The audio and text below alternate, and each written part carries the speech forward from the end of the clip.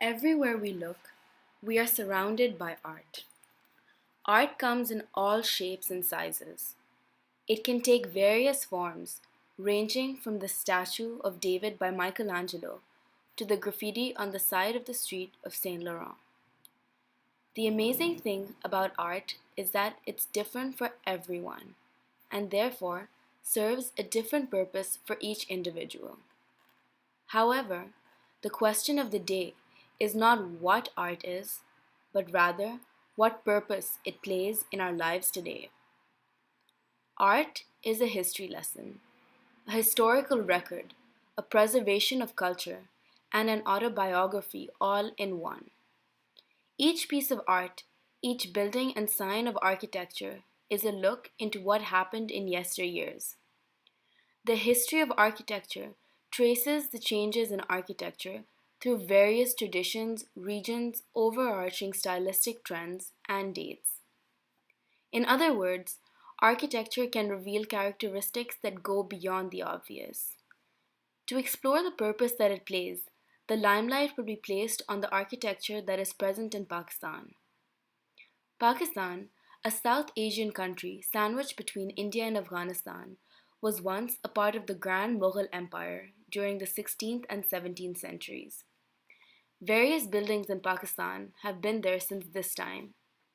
Each monument seems to have a unique story behind it, which makes it an even more incredible form of architecture.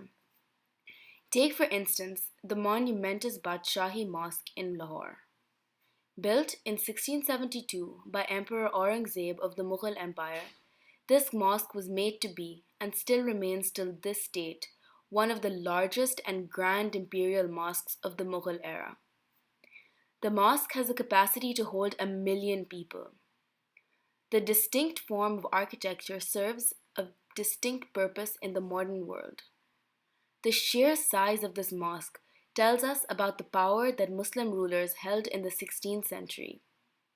It was built during the time of the Muslim Golden Age and shows us today the influence of the Mughal emperors. Aurangzeb had the mosque built in order to commemorate his military campaigns against the Maratha leader Shivaji Bhonsle, showing once again how the Mughals had enough power and influence to defeat one of the most dangerous armies of that era. In this way, art documents events and experiences and allows us a richer understanding of history.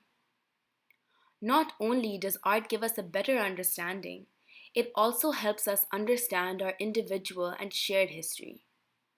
Art reflects cultural values, beliefs, and identity, and helps to preserve the many different communities that make up our world. For instance, the Badshahi Mosque not only helps to show us the power of Muslims during that time, but also shows us that religion was an important aspect of the lives of people during that era. The Mughal emperor could have built any kind of monument to commemorate his military campaign, such as a statue of himself perhaps, but chose to honor the victory with a form of architecture that would serve a higher religious purpose.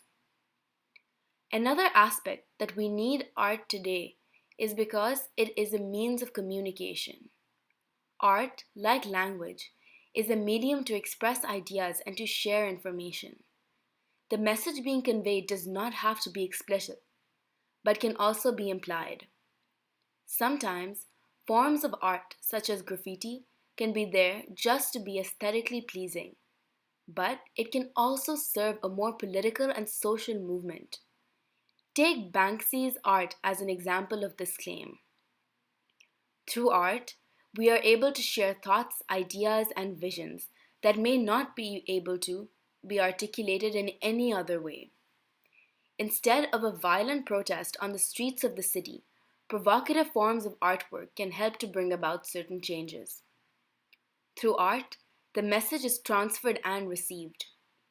By using art as a way of communicating our thoughts, ideas, and emotions, art becomes a shared experience. Thus, we see that art has various purposes. It is not fair to say that art's sole purpose is to be aesthetically pleasing. The image itself and the form that it takes can be powerful in many ways than one.